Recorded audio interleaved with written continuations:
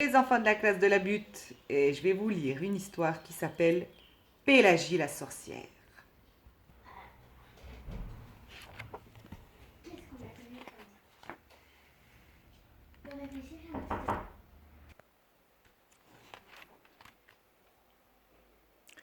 Pélagie la sorcière vivait dans une maison noire au milieu de la forêt.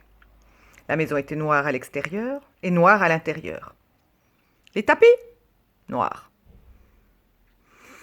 Les chaises, noires. Les couvertures, noires aussi. Et les draps aussi. Et la baignoire était de quelle couleur? Noire.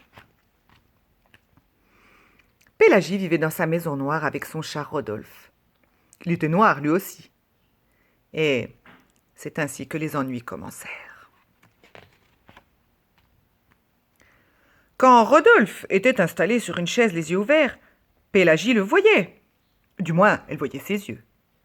Mais quand Rodolphe fermait les yeux pour dormir, Pélagie ne le voyait pas. Alors, elle s'asseyait sur lui.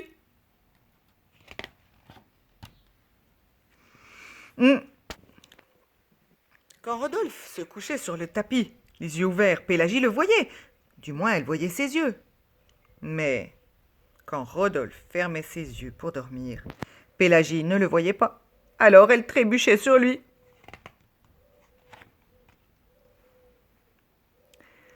Un jour, après une chute spectaculaire, Pélagie décida de faire quelque chose. Elle prit sa baguette magique, la levra sur Rodolphe et abracadabra.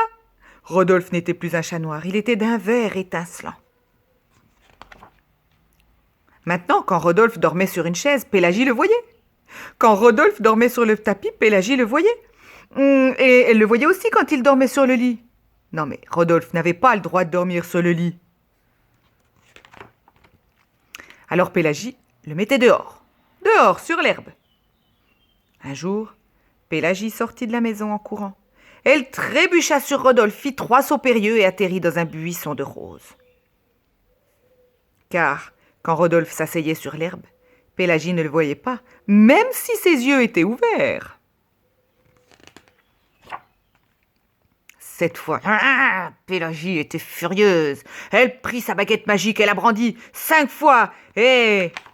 Abracadabra! Rodolphe se retrouva avec une tête rouge, un corps jaune, une queue rose, des moustaches bleues et des pattes mauves. Mais ses yeux étaient toujours verts. Maintenant, Pélagie voyait Rodolphe quand il était assis sur une chaise, quand il était couché sur le tapis, quand il rampait dans l'herbe, et même quand il décida de grimper au sommet de l'arbre le plus haut.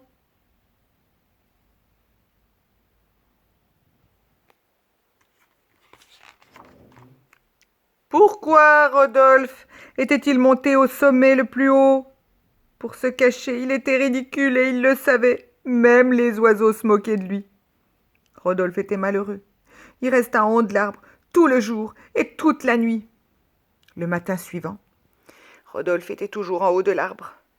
Pélagie était soucieuse. Elle aimait bien Rodolphe et elle ne supportait pas de le voir malheureux. Alors Pélagie eut une idée.